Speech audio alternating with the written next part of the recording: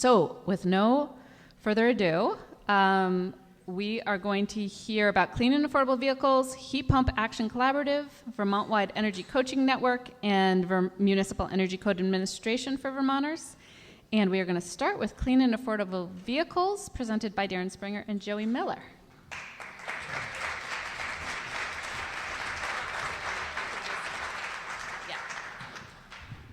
Thank you, Cara. Thank you all, and I want to suggest that this is less of a pitch on the topic, because I hope you are with us in more of a pitch for participation. So wrap your head around that as we talk about clean and affordable vehicles. And I want to thank Jared in particular first for pretty much presenting what I was going to already say, because you did it so well this morning, contextualizing why electric vehicles are so important in this moment and so important in rural Vermont. But as you know, and as Jared said, and as the APR, the Annual Progress Report, lays out in very powerful and really important ways, that electric vehicles are really key to the transportation situation and solutions when it comes to reducing planet warming pollution in Vermont, because we are a very rural state, and most Vermonters have to rely at this moment on a vehicle to get them where they need to go, which means that electric vehicles, which are more affordable to operate and maintain than gas and diesel vehicles, are a really critical piece of the equation. What we also know is that EV adoption is a critical strategy to meeting Vermont's greenhouse gas reduction targets, established in law by the Global Warming Solutions Act, a policy enacted in 2020, 15 years after Vermont established greenhouse gas emission goals in statute, that says our state is going to do our part to reduce our climate pollution and help Vermonters access the cleaner, more affordable, more efficient technologies now at our fingertips. So it's a really key climate strategy.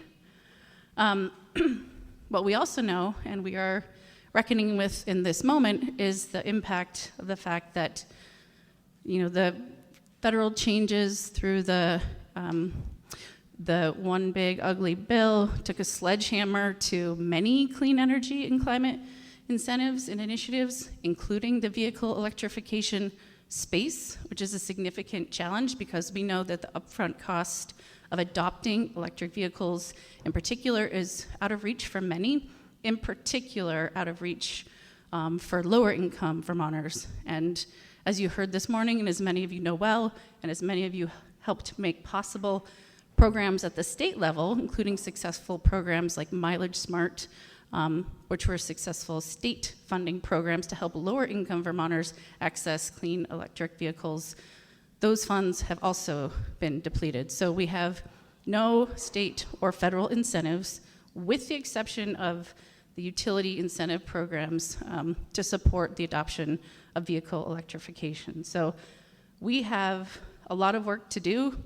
I'm not going to go into details about this slide because you saw it. This is the before and after that Jared laid out in the Annual Progress Report this morning. But I just want to leave you with the fact that what we know is that, yes, what a difference a year makes.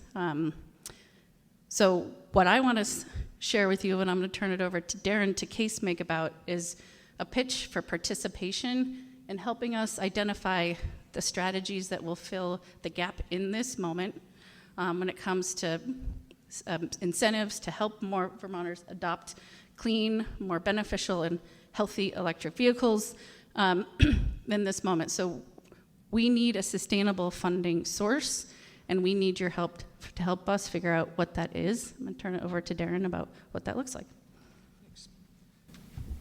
Thanks. And we'll jump ahead here, but as Joey's pointing out, the incentive environment for anybody who's looking for an electric vehicle just collapsed. The federal government abruptly, in a move that was designed to disrupt the market, got rid of the EV incentive with 3 months' notice. Automakers, auto dealers, consumers, nobody had adequate notice for that. And we don't have state funding right now for EV rebates. So the utility incentives that we offer are the only game in town. And so we have the challenge collectively of how do we make up this gap and keep EVs competitive as we try to roll them out, because we know if we don't get enough of them, we don't meet our climate goals, and we know if fossil fuels continue to get tens of billions of dollars in subsidies at the federal level. So this is our challenge, is how do we in Vermont come up with the policy, the funding to make this happen. These are some of the examples of policies that can be supportive of EVs. Some of these things, like utility rates, Jared touched on this morning, are already happening, but there's a lot of work to be done here. This just lays out the current funding landscape. I mentioned the Efficiency Modernization Act. We also have Tier 3. We have some charging programs within the utility space. So the utilities, the efficiency utilities, are all involved and engaged here, but compared to where we were a year ago, we've fallen way behind. These are just ideas. These are not things anybody has to endorse or get behind to join our conversation. These are ideas, and we welcome others. How do we get to a funding source that can help us begin to restack the incentives in favor of EV purchases? And I think this might be our close to last slide.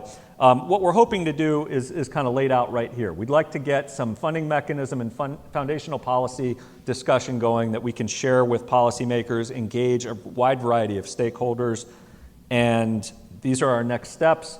We'd love to work with everyone in this room who is an enthusiast about EVs or believes EVs are a big part of the climate solution and that we don't have the right mix of policy and funding in place to get to our goals. Please join us at the table. We look forward to talking with you.